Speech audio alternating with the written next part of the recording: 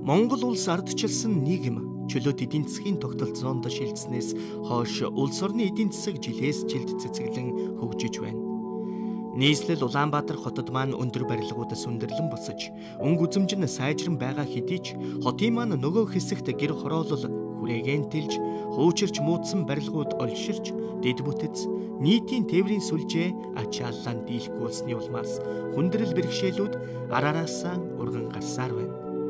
Жил ирэх тусам нэмэгцээр байгаа автомашины тоо, замын түгжрэл, тоос шороо, агаарын бохирдол, автозамын ослон хотын иргэдийн нийгмийн амьдрал, эрүүл мэндэд сөргөөр нөлөөлөд зогсохгүй, түгжрэн зогсох цаг хугацаа, шатгууны илүүдэл зарцуулалт зэрэг өргүү зардлууд улс орны эдийн засгийн хөгжлийг сааруулах хүчин зүйл болж байна. Иймээс эдгээр асуудлыг шийдвэрлэхийн тулд Улаанбаатар хотын иргэдийн эрэлт хэрэгцээг хангасан нийтийн тээврийн шин тогтолцоог нэвтрүүлэх зайлшгүй шаардлага тулгарч байна.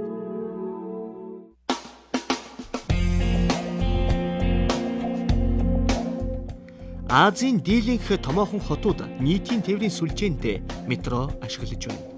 Метро бүхий Азийн бусад орнуудын нэг хүнд ногдох дотоодын нийт бүтээгдэхүүний хэмжээ Монгол улсынхаас хол зөрүүтэй байдаггүй.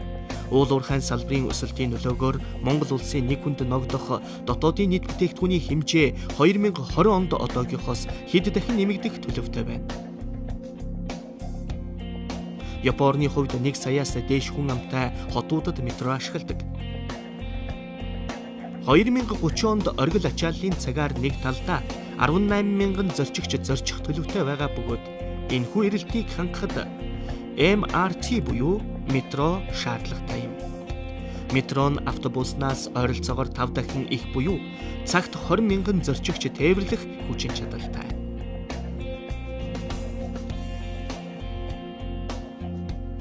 «2030 он хүртэл Улаанбаатар хотыг хөгжүүлэх ерөнхий төлөвлөгөөний дагуу бие даасан дагуул хотууд бүхий цогц хот байгуулахыг зорж байна. Хотын тэлэлтийн менежмент, нийтийн тээврийн сүлжээтэй цогц уялдсан хот байгуулалт зэрэг нь хот байгуулалтын үндсэн бодлогууд юм. Нийслэл Улаанбаатар хотын хүн ам 2010 онд 1 сая 170 мянга байсан. 2030 онд 1 сая 760 мянга болж 1.5 дахин нэмэгдэх төлөвтэй байна. Зорчилт хөдөлгөөний эрэлтийг хүн километр нэгжээр тооцвол зорчилтын зай 3.1 дахин өсөх юм. Гол замуудын автомашины түгжрэл улам нэмэгдэж, хотын төвийн хорооллуудад замын хөдөлгөөний тусгай айлсан зохицуулалтууд нэн шаардлагатай болно. Машины тоог автозамын багтаамжид харьцуулсан харьцаа буюу замын хөдөлгөөний түгжрэлийн индекс нь ямар ч арга хэмжээ авахгүй байх хувилбарыг сонгвол 1.4 байх бөгөөд харин багтаамжигтай нийтийн тээврийг нэвтрүүлснээр 1.8 болж буурах юм аа. Бид хотын төв, дэд төвүүдийг холбосон багтаамжигтай нийтийн тээврийн нэгдсэн сүлжээг зүүнээс баруун тийш чиглэлтэй хэвтээ тэнхлэг, хойноос урагш чиглэлтэй босоо тэнхлэг бүхий гол шугамын дагуу хөгжүүлэхээр төлөвлөж байна.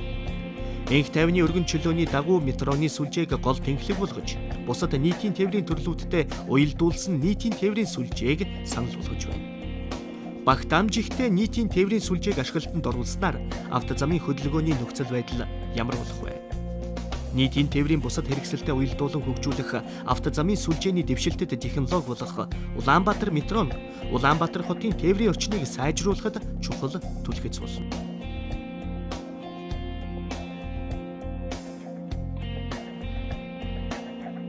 Метро барьж байгуулах төсөл хэрэгжүүлэхэд олон төрлийн шинэ технологи, тоног төхөөрөмжүүд шаардлагатай болох юм.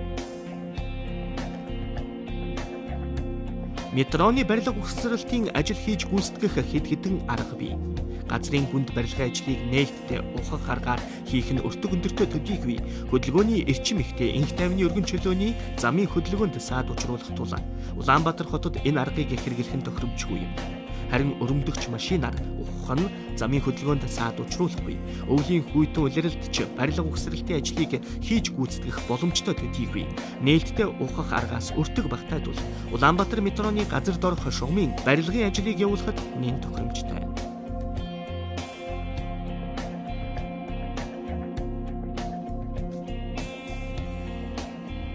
Энх тайвны өргөн чөлөөний автозамын зорчих зурвасыг одоо байгаа хэвээр нь үлдээж, замын тусгаарлах зурвасын газрыг метроны сүлжээний газар дээр өргөгдсөн гүүрэн замын хэсэгт ашиглах болно. Хотын төвд газар чөлөөлөлт аль болох хийхгүй байх.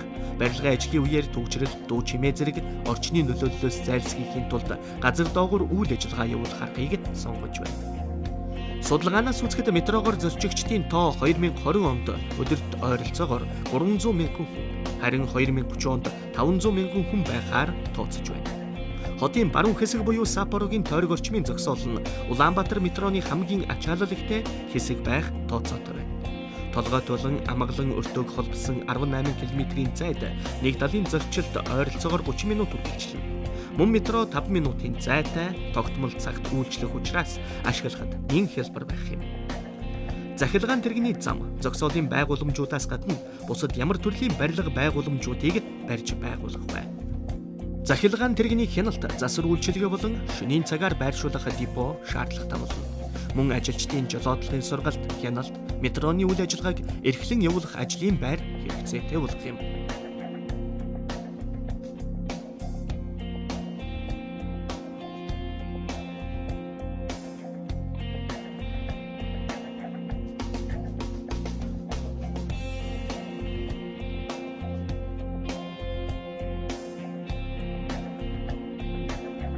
Метроны зогсоолуудад түшгэлсэн хотын бүтээн байгуулалтаар шинэ хотыг цогцлон хөгжүүлнэ. Олон төрлийн нийтийн тээврийн зогсоолуудыг холбосон метроны гол өртөө бүхий томоохон бүтээн байгуулалтыг хэрэгжүүлснээр төвийн дүүргүүдийн тогтчлт, газар доорх замын сүлжээ, хууч орон сууцны барилгуудыг шинжилэн барих зэрэг бүтээн байгуулалтуудыг цогцоор шийдвэрлэх болно. Улаанбаатар метрог ашиглалтанд оруулснаар замын хөдөлгөөний төвчрлийг саармагжуулж, автомашины хөдөлгөөн багасгах тул агаарын бохирдлын хэмжээ багасгах болно. Үүний зэрэгцээ метроны байгууламжтай уялдан энх тайвны өргөн чөлөөний дагуу хотын тогтчлт, өнгө үзэмж сайжрах нь хотын эдийн засгийн хөгжилд ч дөрвтэй нөлөө үзүүлэх боломжтой юм. Энх тайвны өргөн чөлөөний дагуу гол өртөөнүүдийн орчимд худалдаа үйлчилгээний болон орон сууцны барилга байгууламж олноор баригдсанаар үл хөдлөх хөрөнгийн шин зах зээл үе таалгаа нээх болно. Энэ төрлийн хотын бүтээн байгуулалт нь бизнесийн үйл ажиллагааг түшгэлсэн ажлын байрыг олноор бий болгох боломжийг бүрдүүлж байгаа юм. Улмаар тээврийн үйлчилгээний дэвшилтэд төрлийг нэвтрүүлснээр хот байгуулалтын үйл ажиллагаа эрчимжин метроны шугам дагуух, газрын зах зээлийн үн нэмэгдэн, эдийн засгийн нөхцөл байдалд нөлөөлөх, өмчийн албан татвар, газрын төлбөр, аж ахуйн нэгжийн албан татвар, орлогын албан татвар зэрэг төрд төвлөрөх татврын хэмжээч нэмэгдэх болно.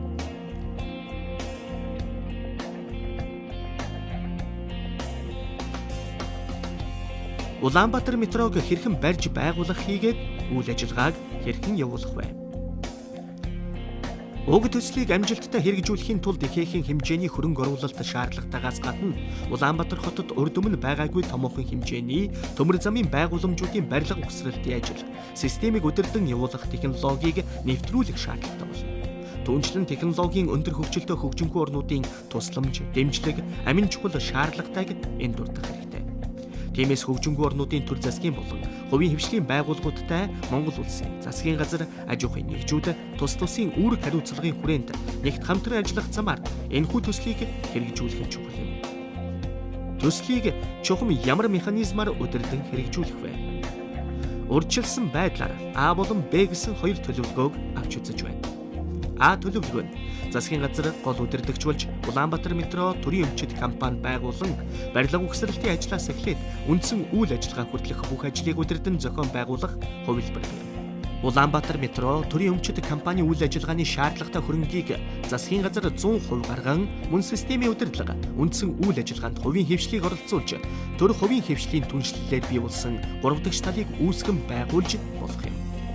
Б төлөвлөгөө нь төслийн эхний үе шатаас эхлээд хэрэгжүүлж дуусгах хүртэл засгийн газар хувийн хвшил өөрийн үүрэг хариуцлагыг хуваарлан авч ажиллах хувилбар юм. Өөрөөр хэлбэл төслийн хөрөнгө оруулалтыг хэсэгчилж дэд бүтэц барьж байгуулах хэсгийг засгийн газарт харин захилгаан тэрэг, гэрлэн дохионы тоног төхөөрөмжийн ухсралт зэрэг салбар хэсгүүдийн хөрөнгө оруулалтыг хувийн хвшилд хариуцуулна гэсэн үг юм. Уг механизмыг өргөөжтэй нэвтрүүлэх олон төрлийн арга байж болох ч холбогдох хууль эрх зүйн орчныг бүрдүүлэх хэрэгцээ зэрэг олон асуудал урган гарч ирж байгаа тул төр хувийн хэвшил, олон нийтийн санал сэтгэлдлийг харгалзан үзэж хамгийн оновчтой хувилбарыг сонгон ажиллах бодолтой байна. Хизээ ашиглалтанд орох вэ? Ийм том цар хүрээ бүхий төслийг хэрэгжүүлж дуусгах хүртэл олон төрлийн судалгаа, олон хүний шийдвэр шаардлагатай болох юм. Уг төслийг үндэсний хэмжээний төсөл болгон батлуулах нь эхний шатанд шийдвэрлэх хэрэгтэй асуудал боловч үүнээс өмнө төслийн төлөвлөгөөг наривчлан боловсруулах шаардлагатай. Гадаад орнуудаас санхүүгийн болон техникийн тусалц авах хэрэгцээ шаардлага байна. Төслийн бэлтгэл үе шатыг шийдвэрлсэний дараа зураг төсөл, барилга угсралт, хөрөнгө оруулалтын тооцоо судалгаа, хүний нөөцийн сургалт явуулах шаардлага тулгарх бөгөөд үүнд хамгийн багадаа 6 жил шаарддаг. Метроны ашиглалтанд орох хугацаа бэлтгэл шатанд хэр зэрэг хугацаа зарцуулагдахаас хамаарах боловч төлөвлөж байгаа хөтөлбөрийн дагуу 2020 оны дунд үед ашиглалтанд оруулахаар зорж байна.